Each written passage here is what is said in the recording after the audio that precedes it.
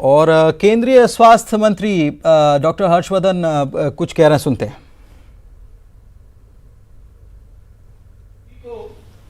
Control करने में सफल हुए हैं।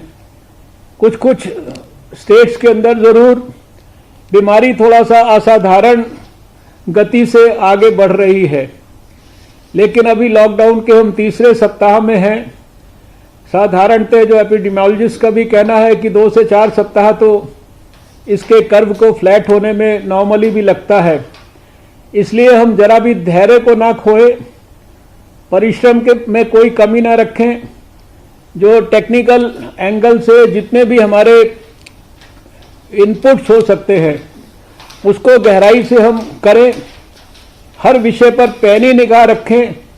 और अब जबकि देश के अंदर स्वास्थ्य मंत्रालय, एनसीडीसी और सब प्रकार के एक्सपर्ट्स के माध्यम से हॉट स्पॉट्स को लोकेट कर दिया गया है, लेबल कर दिया गया, उनके लिए स्ट्रैटेजीज डिफाइन कर दी गई हैं, डीएम्स को उसका इंचार्ज बना दिया गया है, हेल्थ डिपार्टमेंट के ऑफिसर्स उसके साथ जुड़े हैं, स्वयं भारत के कैबिनेट सेक्रेटरी सभी डीएम्स के साथ वीडियो कॉन्फ्रेंसिंग कर रहे हैं, प्रधानमंत्री जी सभी चीफ मिनिस्टर्स के साथ लगातार वीडियो कॉन्फ्रेंसिंग कर रहे हैं।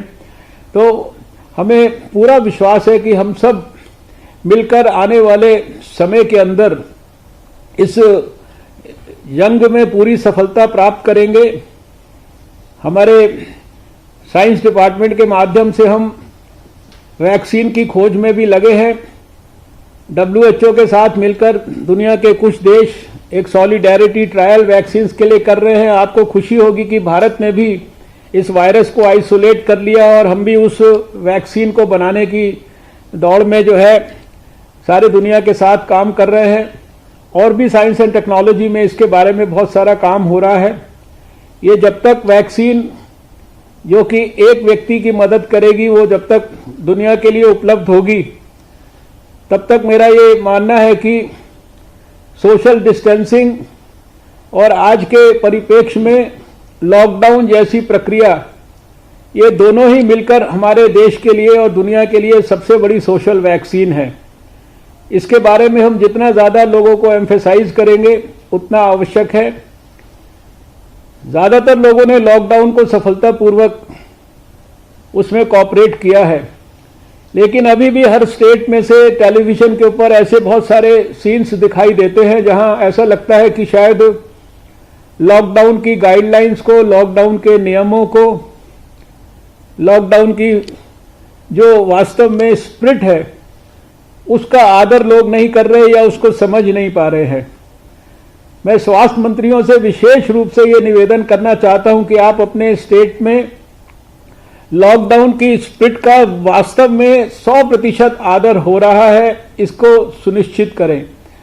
अगर इसके अंदर हमारे जो है कमी रहेगी तो मुझे लगता है कि हमें हमारे बीमारी के ऊपर इस जंग में विजय प्राप्त करने में बहुत दिक्कत आ सकती है।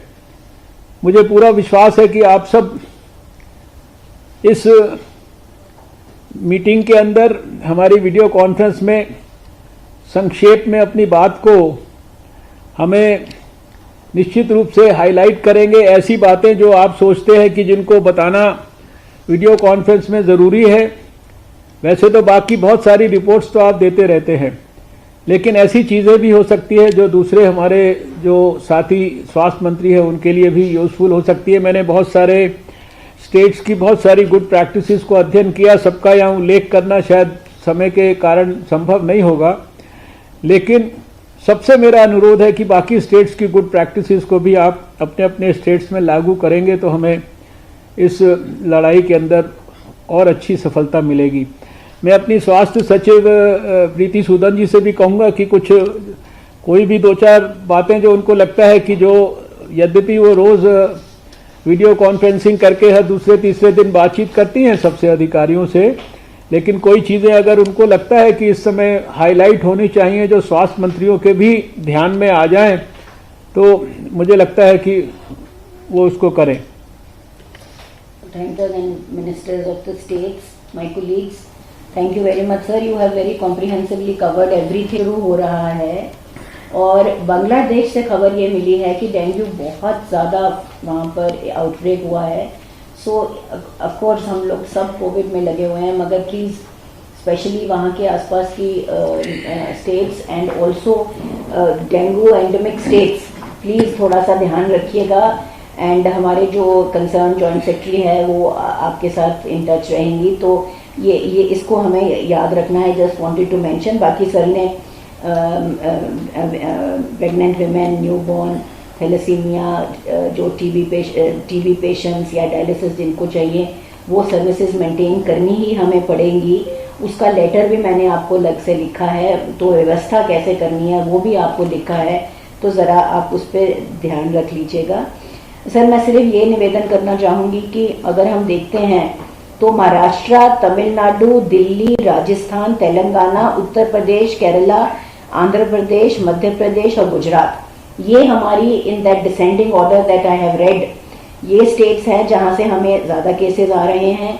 ऑफ कोर्स महाराष्ट्र में तो 1364 केसेस और डेथ्स भी कल एक ही दिन में 25